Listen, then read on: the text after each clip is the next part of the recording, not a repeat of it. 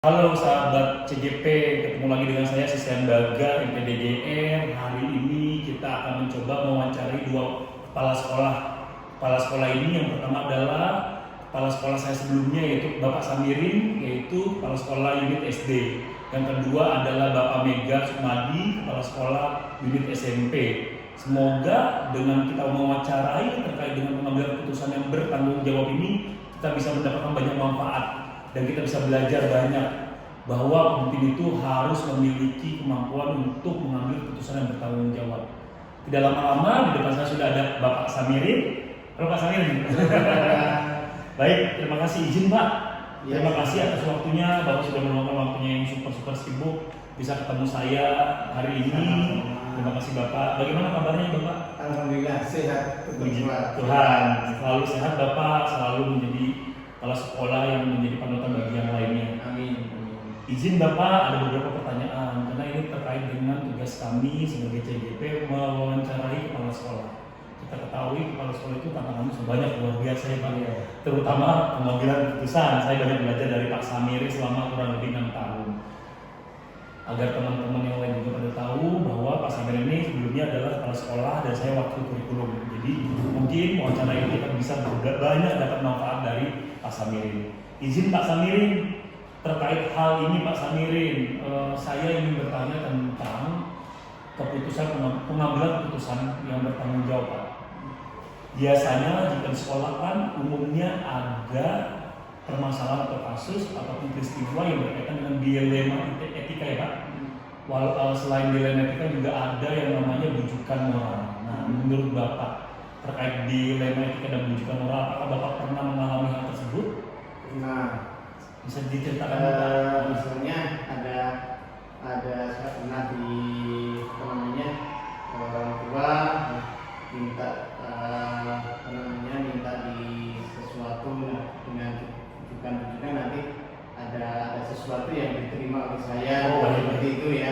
Atau ada lagi sebuah perusahaan atau apa minta diloloskan dalam hal promosi dan sebagainya, nanti akan ada fee, nanti akan ada berapa. Itu seperti itu ada beberapa. Baik. Jadi dalam hal ini ada aja yang minta sesuatu dengan iming-iming dan sebagainya itu ada. Baik. Berarti yang tadi Bapak sampaikan dua kasus itu lebih pada bujukan moral ya. Ada hal-hal yang memang pada saat menjadi pemimpin, ada hal-hal yang memang akhirnya menjadi bujukan-bujukan untuk itu. Gimana bisa diputuskan dengan untuk itu gitu. Baik. Terima kasih Bapak. Selain bujukan moral yang tadi Bapak sampaikan, apakah ada juga Bapak mengambil keputusan terkait peristiwa atau kasus dilema etika Pak? Ya ada Bapak. Saya pernah menjumpai anak yang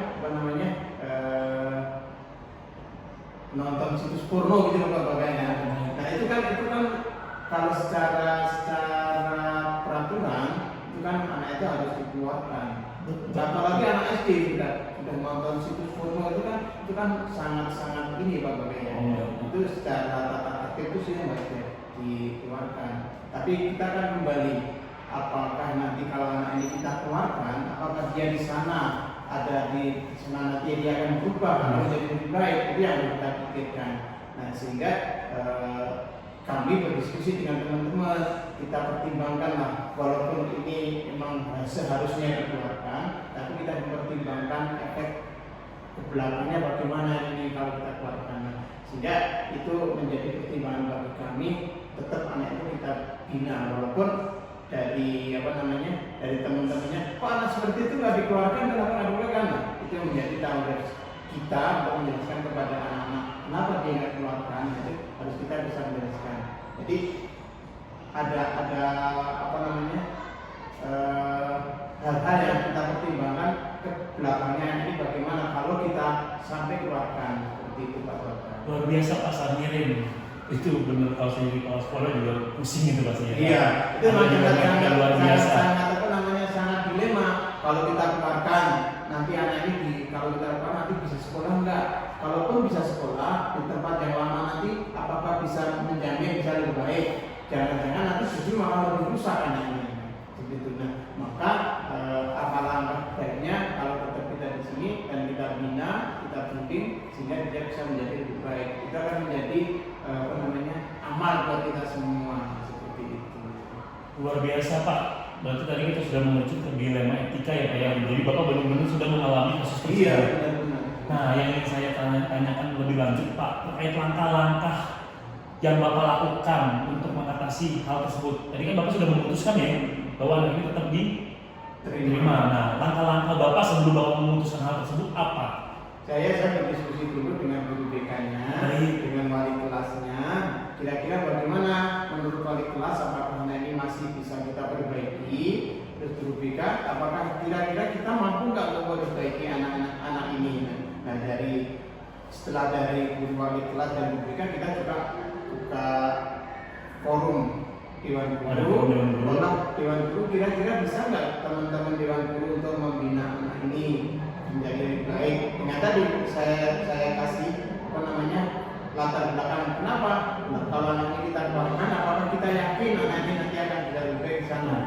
Dan maka saya minta pendapat dari wali kelas, dari guru BK, walaupun sebetulnya di SSD belum ada guru BK, tapi tidak ada guru BK-nya. Jadi minta pertimbangan itu dan mereka menyanggupi, ya udah berarti kita bisa bekerja sama bersama-sama Dewan Guru, wali kelas, guru BK, termasuk saya, kita membina ini supaya nanti menjadi lebih baik. Itu langkah-langkahnya. Jadi kita koordinasi dengan semuanya. Baik, terima kasih Pak Samir, luar biasa. Jadi sudah ada langkah-langkah dari Bapak yang sebelum mengambil keputusan. Terima kasih Bapak. Selanjutnya izin Pak, seperti apa yang Bapak lakukan atau cara apa yang Bapak lakukan ketika menghadapi kasus dilema etika seperti ini yang efektif menurut Bapak? Yang efektif. Maksudnya adalah cara apa yang Bapak lakukan untuk mengatasi atau menghadapi kasus seperti itu yang efektif. Jadi untuk menghadapi anak tadi. Iya. Jadi anak serupa. Ya.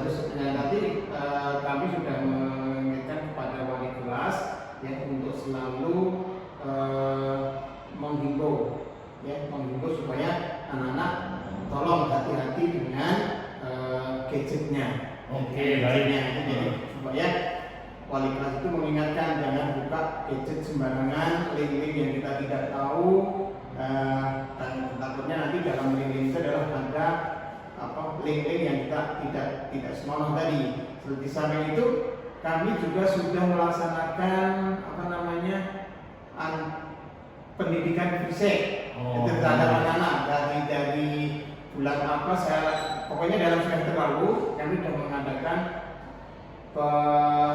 pembelajaran atau seminar itu pada anak-anak untuk jangan sampai mendekati situs-situs yang seperti itu kita laksanakan untuk baik untuk kelas kecil 1, 2, 3 maupun kelas besar 4, 5, 6. Jadi pendidikan fisik lah sesuai dengan umurnya Pak ya. Sesuai dengan umurnya. Kalau untuk kelas besar itu kemarin kita bagi dua antara yang perempuan dengan yang laki-laki kita pisahkan. Tapi kalau untuk yang kelas kecil kemarin masih kita gabungkan semuanya. Luar biasa. Jadi kita sudah antisipasi sedikit mungkin supaya anak-anak tidak mendekat dengan link-link seperti itu. Berarti yang efektif menurut Bapak yang tadi disampaikan bahwa adalah kita harus benar-benar persuasif dengan anak, sosialisasi, himbauan, mendekati juga dengan walas ya Pak ya. Iya. Luar biasa dan lebih pada penanganan preventif ya Pak ya. Jadi kita harus tahu. Kami juga sudah mengingatkan kepada orang-orang tua di rumah tolong diperhatikan anak-anaknya. Jangan sampai tadi buka HP tolong diawasi, jangan-jangan anaknya buka HP mendapat link-link yang tidak senonoh tadi. Siap, berarti melibatkan berbagai pihak terkait ya Pak. Dan itu adalah keputusan yang lebih efektif ya Pak. Baik, terima kasih. Amin. Bapak izin selanjutnya, selama ini tantangan oleh Pak Sam sebagai kepala sekolah dalam pengambilan keputusan apa? Masih banyak yang pengambilan keputusan adalah ya tadi tentu saja keputusan saya itu mungkin tidak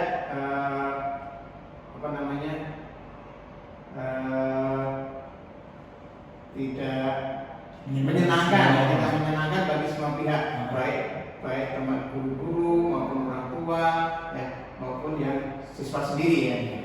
Nah, untuk itu ya saya tentu saja mengambil mana yang manfaatnya lebih banyak. Kalau dia lebih bermanfaat, walaupun ada sebagian yang tidak setuju, itu tetap saya ambil. Tapi kalau keputusannya ternyata lebih banyak merugikan orang, kerugiannya lebih banyak dari manfaatnya, yaitu harus kita hindari. Karena jadi kita menimbangkan lebih besar mana antara manfaat dengan kerugiannya. Kalau lebih besar bermanfaat, itu yang harus kita ambil. Tapi kalau lebih besar merugikan, itu tidak kita ambil. Karena tentu saja kita tidak bisa memuaskan semua orang, Bapak. Ya. Kalau ada yang bisa memuaskan semua orang, itu luar biasa. Saya yakin dalam suatu instansi, dalam suatu unit, itu pasti ada yang dipuaskan, ada yang tidak merasa dipuaskan. Tidak mungkin semua dalam satu unit kan puas semua, pasti ada. Ya. Tapi tadi kembali, mana yang lebih bermanfaat dan mana yang tidak bermanfaat. Kalau ini lebih besar manfaatnya ditimbang ketidakmanfaatnya, itu yang bisa kita. Jadi harus ditimbangkan. Ini apa tadi? Lebih banyak manfaatnya atau tidak? Kalau lebih banyak, ya itu ya keputusan yang harus kita ambil. Tapi kalau ini sangat merugikan bagi orang banyak, itu yang harus kita hindari. Luar biasa Pak Sam, mendapat pengalaman yang luar biasa, betul-betul luar biasa. Tantangannya memang mau tidak mau pasti ada tantangan, tetapi mana yang paling bermanfaat itu pasti kita tidak bisa menyenangkan untuk semua orang. Luar biasa, terima kasih Pak Sam. Izin selanjutnya Bapak terkait dengan jadwal-jadwal Pak. Jika ada kasus dilema etika, apakah Bapak memiliki jadwal-jadwal khusus untuk memikirkan, merenungkan, menyepi dulu, atau memang bisa diputuskan secara spontan, atau bagaimana Bapak? Silakan Bapak. Kalau untuk dilema itu kan saya ini Bapak, saya mikir dulu, saya merenung dulu, ya. Saya tidak bisa memutuskan secepat itu karena harus ada pemikiran, pertimbangan. Saya takut kalau saya memutuskan dalam kondisi emosi misalnya ya, itu takut justru itu membuat kerugian bagi orang banyak. Jadi kalau ada dilema seperti itu, saya kadang-kadang sampai mohon maaf Bapak Ibu ya, itu saya pending sebentar karena saya renungkan dulu, saya pikirkan dulu bagaimana ini. Nah, setelah saya pikirkan, saya timbang-timbang dengan faktor-faktor lain, ini dan sebagainya, baru saya sampaikan. Jadi saya tidak mau memutuskan dalam kondisi sedang emosi, itu nggak bisa. Karena kalau memutuskan sedang emosi itu pasti jelek hasilnya. Jadi harus benar-benar dipikirkan efeknya, dipikirkan kebaikannya bagaimana, kerugiannya seperti apa. Baik, terima kasih Pak Sam, luar biasa. Pengalaman untuk saya juga Pak untuk lebih baik lagi. Terima kasih Pak Samirin. Izin Pak, dalam pengambilan keputusan, mungkin ada faktor-faktor yang mempermudah Bapak dalam mengambil keputusan tersebut, apa Pak? Mungkin ada ya Pak? Kalau dalam mengambil keputusan yang ini, saya selalu bersandar dengan kepercayaan saya Bapak. Jadi saya yakin bahwa ada yang lebih bisa memutuskan daripada saya, ada di atas saya, ya, ada yang menguasai diri saya, ada yang menguasai batin saya, ada yang menguasai hati saya. Jadi saya selalu berdoa, yang memohon, meminta berikan saya bisa memberikan keputusan yang adil terhadap semuanya. Ya, jangan, walaupun mungkin ada orang yang dirugikan, mohon yang dirugikan adalah sekecil mungkin orang yang dirugikan. Saya mohon kepada Allah SWT bagaimana saya harus memutuskan. Ya, maka tadi saya kadang-kadang merenung dulu, ini harus apa yang saya lakukan.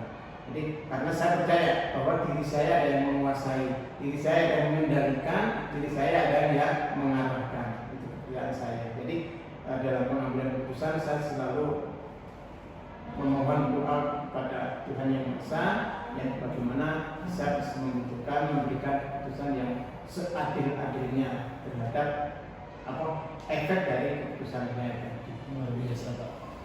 Terima kasih Pak Samirin, luar biasa sekali. Izin Pak, pertanyaan terakhir. Berdasarkan diskusi kita hari ini, berarti mungkin ada beberapa hal pelajaran yang bisa kita petik terkait dilema etika Pak. Kira-kira bisa diekstrak Pak? Dari pertemuan kali ini kita akan memberikan kebermanfaatan kepada orang lain selama pertama kita selalu memegang aturan yang ada. Jadi kalau kita sudah punya aturan A, apapun yang terjadi ya dalam ini kita harus usahakan untuk memenuhi aturan-aturan tadi yang pertama.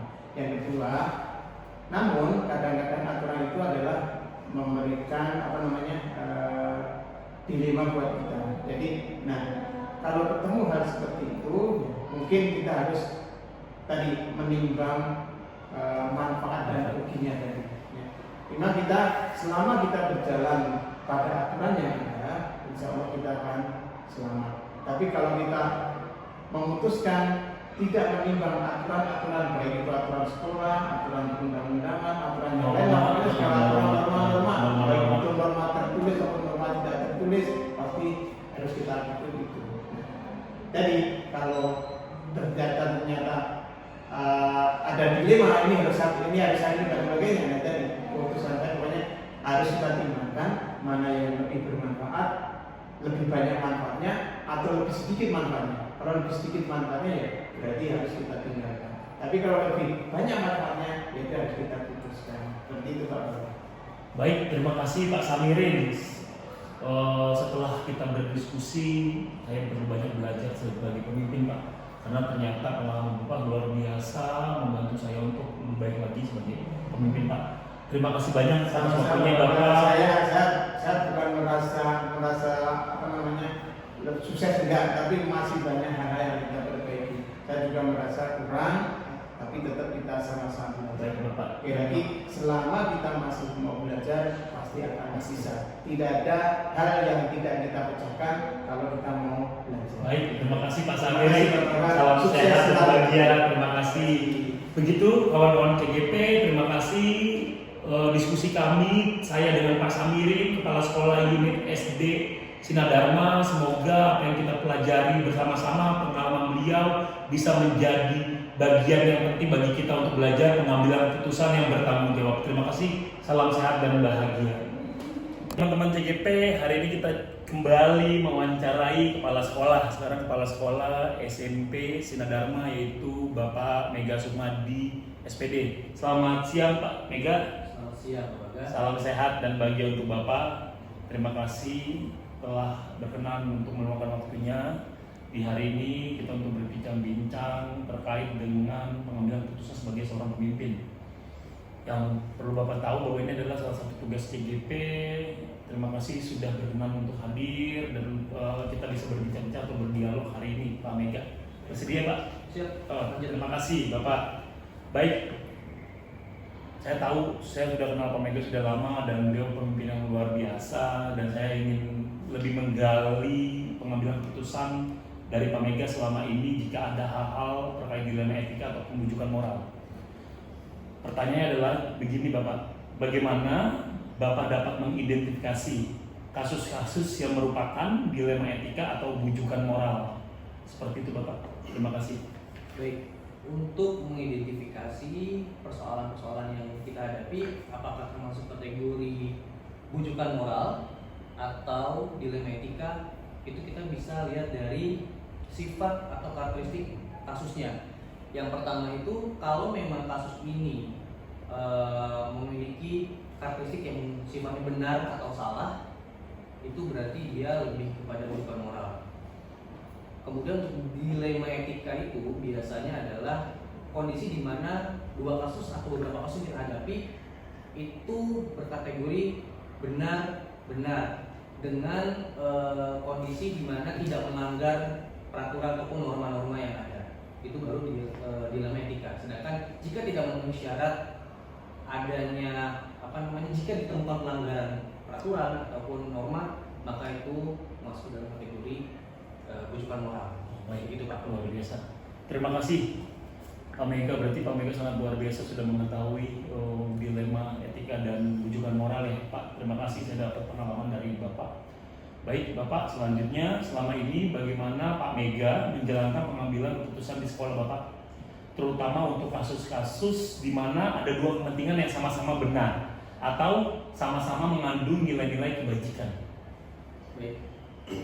Untuk penanganan pengambilan keputusan, memang ada beberapa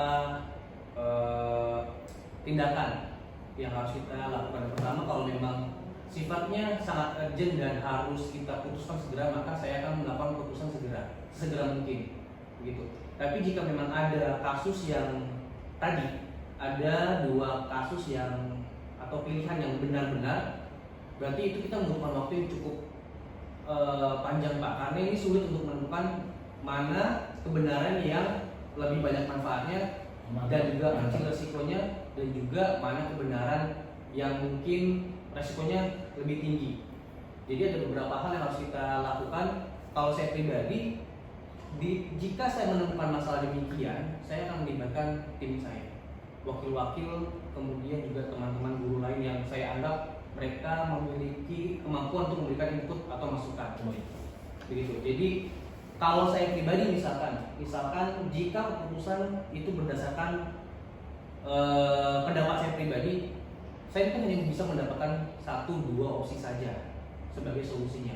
Tapi jika saya kumpulkan teman-teman pendapat dari wakil kurikulum, kesiswaan, dan beberapa guru senior yang saya anggap bijak dan memiliki kemampuan untuk memberikan solusi, berarti saya bisa mendapatkan lebih banyak opsi. Nanti pada akhirnya kita akan sama-sama simpulkan mana solusi terbaik dan mana keputusan terbaik untuk bisa kita ambil, agar kita bisa menemukan mana masalah atau mana kasus yang manfaatnya lebih besar dengan risiko lebih kecil. Mantap. Terima kasih Pak Mega, luar biasa. Jadi yang saya tangkap juga berarti Pak Mega sudah mengalami dilema etika ya sehari-hari ya dalam proses pembinaan Bapak. Dan Bapak sudah melibatkan langkah pertama adalah kalau memang tidak bisa diputuskan sendiri, melibatkan orang-orang terkait ya, wakil ataupun teman-teman guru ataupun guru-guru senior. Luar biasa Bapak. Selain langkah tadi, itu kan langkah awal ya Pak ya, langkah apa lagi, prosedur apa lagi yang Bapak lakukan untuk memecahkan suatu permasalahan yang mengandung dilema etika. Tadi kan disampaikan Bapak ya, bahwa dilema etika berarti sebenarnya keduanya itu benar secara moral, tetapi bertentangan. Sehingga jika kita mengambil keputusan, pasti ada yang memang pihak-pihak yang memang pastinya akan bertentangan ya terkait dengan hal tersebut. Betul ya? Betul. Prosedur apa lagi Pak Mega selain yang tadi yang Bapak sampaikan? Prosedur lanjutannya apa lagi yang sehingga Bapak bisa memutuskan untuk kasus dilema etika? Nah, tadi saya sudah jelaskan bahwa keterlibatan beberapa teman guru itu juga bisa membantu saya untuk memutuskan mana tindakan yang bermanfaat lebih besar dan juga minim risiko. Jadi ini kan salah satu langkah identifikasi saya untuk mengetahui perspektif dari teman-teman guru mengenai satu kasus dengan 2 karakteristik yang sama-sama benar. Jadi identifikasi masalah ini penting untuk saya lihat dari berbagai arah atau dari berbagai perspektif. Kalau misalnya saya mengandalkan perspektif saya pribadi, bisa jadi kebenaran yang saya pegang itu bisa berbeda nilainya dengan kebenaran yang dipegang sama orang lain. Mantap, luar biasa. Terima kasih Pak Mega. Selanjutnya izin Pak, ini masih menyambung yang tadi kita bahas. Hal-hal apa saja yang selama ini Bapak Mega anggap efektif dalam pengambilan keputusan, terutama kasus-kasus dilema etika? Yang efektif Iya. Gitu Pak, melibatkan guru-guru tadi, diskusi dengan guru-guru adalah salah satu hal yang efektif dalam 2 sisi Pak. Yang pertama, kita bisa mendapatkan lebih banyak solusi yang nanti pada akhirnya akan kita simpulkan bareng-bareng mana tindakan atau solusi yang terbaik dari semua input yang kita dapatkan dari teman-teman guru. Kemudian yang kedua adalah dari diskusi dengan guru-guru ini, saya bisa mendapatkan feedback.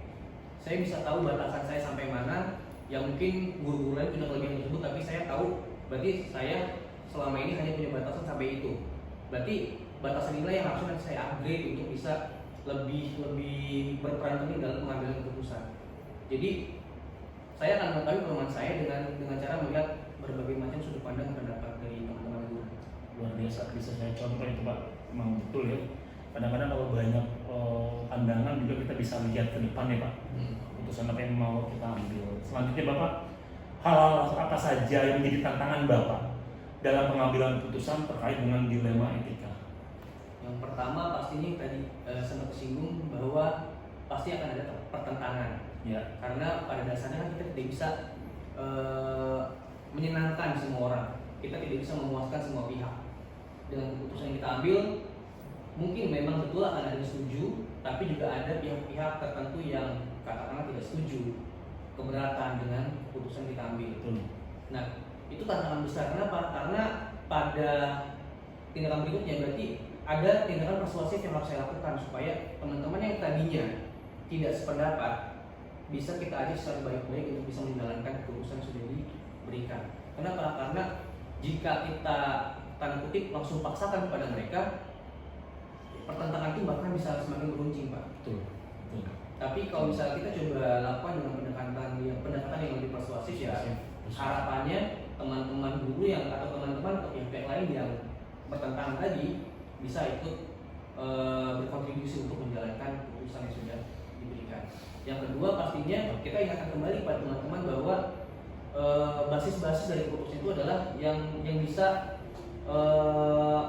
memenuhi faktor kepedulian, kemudian juga tetap kepada peraturan, berbasis pada peraturan. Yang ketiga, yang jelas itu untuk kepentingan yang lebih besar, karena misalnya kita berurusan dengan sesuatu yang berkaitan dengan siswa, maka kita harus berpihak kepada siswa. Entah itu putusan yang bersifat baik ataupun katakanlah seperti kerja tidak baik pada itu. Yang jelas kita ingin melihat hasil akhirnya, hasil akhir kepada tindakan yang kita berikan pada siswa supaya nanti ya siswa pun mendapatkan sesuatu yang lebih baik daripada. Baik, terima kasih luar biasa Pak Mega. Jadi saya juga jadi ada gambaran terkait hal tersebut. Baik, selanjutnya Pak Mega, apakah Pak Mega memiliki tata kelola atau jadwal tertentu atau waktu khusus jika terjadi permasalahan dilema etika yang dialami oleh Pak Mega? Tidak ada, Pak. Jadi saya tidak menjadwalkan demikian. Kebanyakan kasus yang saya hadapi adalah kasus yang insidental. Jadi ketika memang kasus itu muncul ke permukaan, kita tidak menjadwalkan pertemuan. Ya, saya akan melihat seberapa berat kasus yang kita hadapi atau seberapa urgent kasus yang kita hadapi, maka kita akan coba sesuaikan dengan keberadaan kita, teman-teman guru yang lain, sehingga nanti ketika memang ada waktu yang tepat, kita akan lakukan pertemuan dan juga berdiskusi. Tapi jika memang ini urgent dan memang sangat berat, kita akan segera mungkin untuk melakukan pertemuan dan berdiskusi untuk menangani kasus-kasus itu. Baik, berarti tergantung kasus baik kasus Pak, untuk case. Baik, lanjut Bapak, adakah seseorang atau faktor-faktor yang selama ini dalam Bapak mengambil keputusan yang berbasis dilema etika itu bisa membantu Bapak memudahkan pengambilan keputusan tersebut? Yang membantu atau faktor-faktor lain yang bisa membantu banget nih. Yang jelas sumber daya manusia, Pak.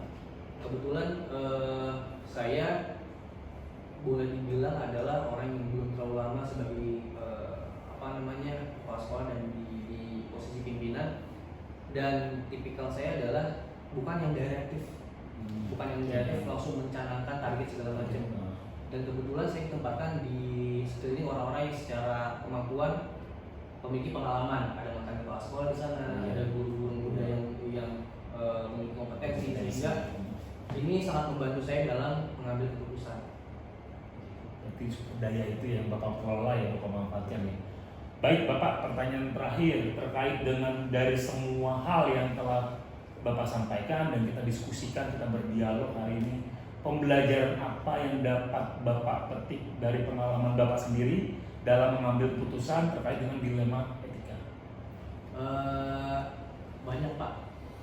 Jadi yang pertama adalah ternyata tidak selalu kasus yang kita hadapi adalah kasus dengan sifat yang berbeda, benar salah. Ternyata ada kasus yang jauh lebih berat yang harus kita putuskan, yaitu kasus dengan sifat benar-benar. Oh iya. Dan ini tentunya butuh penanganan dan juga butuh identifikasi yang lebih dalam. Kenapa? Karena pada dasarnya kedua-duanya baik, benar, gitu kan? Berarti kedua-duanya memiliki manfaat. Hanya saja ketika kita bersinggungan dengan komunitas, dengan sifat-sifat atau sifat-sifat komunitas dan juga kondisi lingkungan kita, berarti ada beberapa hal yang harus kita pertimbangkan supaya kasus ini atau tindakan yang kita ambil adalah tindakan yang benar dengan risiko yang lebih minim. Begitu. Bukan berarti tidak ada risiko sama sekali.